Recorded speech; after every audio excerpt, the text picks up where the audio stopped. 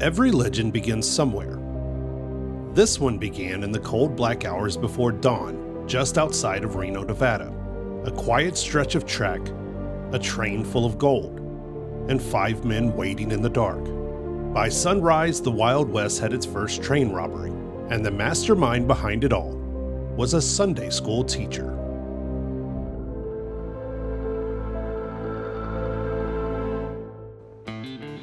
Verdi, Nevada looks more like a mountain outpost than a crime scene, just a blink between Reno and the California state line.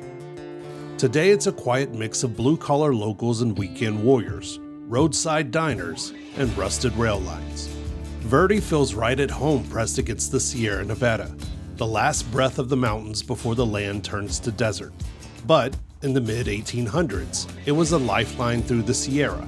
Freight wagons and stagecoaches crawled along the muddy pass, stopping at nearby stations for fresh horses and whiskey before pushing west to California. Then came the railroad, and with it, temptation. Here in Verdi, Nevada, just yards away from this very spot, the railroad age and the Old West collided for the first time. The Central Pacific line that ran through Verdi carried mail, silver bullion, and enough gold to make a preacher think twice. One of them finally did. John Chapman was a Sunday school superintendent from San Francisco. Respectable, educated, the kind of man people trusted with their children and their soul's eternal home. But somewhere between Sunday sermons and Monday bills, temptation started whispering. Chapman had learned that Wells Fargo was shipping nearly $42,000 in gold coin east to Virginia City, money bound for the Comstock load, payroll for mines and merchants that kept the boomtown running. He studied the timetables and reached out to an old acquaintance, Big Jack Davis, a man he'd met over whiskey and women back when neither of them was looking for salvation. Together they built a partnership of opportunity. Chapman would stay behind in San Francisco, acting as the inside man. When the gold was loaded, he sent a coded telegram to Reno, the signal that set everything in motion. And for a man of faith, Chapman had just written a new kind of gospel, one built on greed and gunpowder.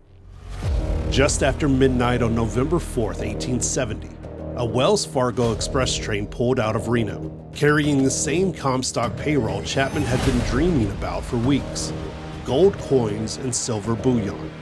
At Verdi, the train slowed for a brief stop before making its final run toward the mountains. That's when Davis and his men climbed aboard. They moved through the cars like shadows. By the time the conductor realized what was happening, pistols were already drawn. In the engine room, Engineer Henry Small and his firemen were ordered to apply the brakes.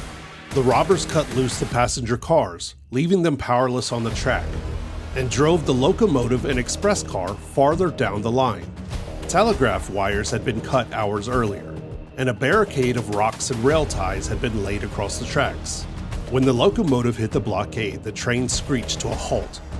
The men stormed the express car, tied up Wells Fargo guard Billy Black, and smashed open the strong boxes. Nearly $42,000 in gold coin, worth millions today, was gone within minutes. The gang disappeared into the darkness, each man taking a different path into the hills north of Verdi. Behind them, the unhitched passenger cars rolled gently backwards down the grade towards Reno. The train arrived only 30 minutes late, minus its gold. It was fast, clean, and silent.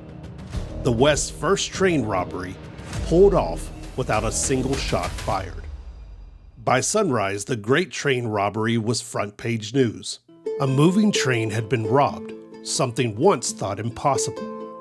In that single night, progress itself had been held at gunpoint, and the blueprint for every outlaw to come was born. The manhunt was immediate and relentless. Near Truckee, one of the robbers, James Gilchrist, was the first man caught and the first to crack. He traded freedom for a confession, naming names, routes, and every man involved. Within weeks, the gang was in custody. When the trials came, justice was swift. Gilchrist walked free for his testimony.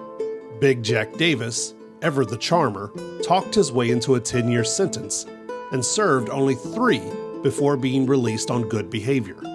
2 years later, a Wells Fargo guard put a bullet in his back during another stagecoach robbery in Nevada.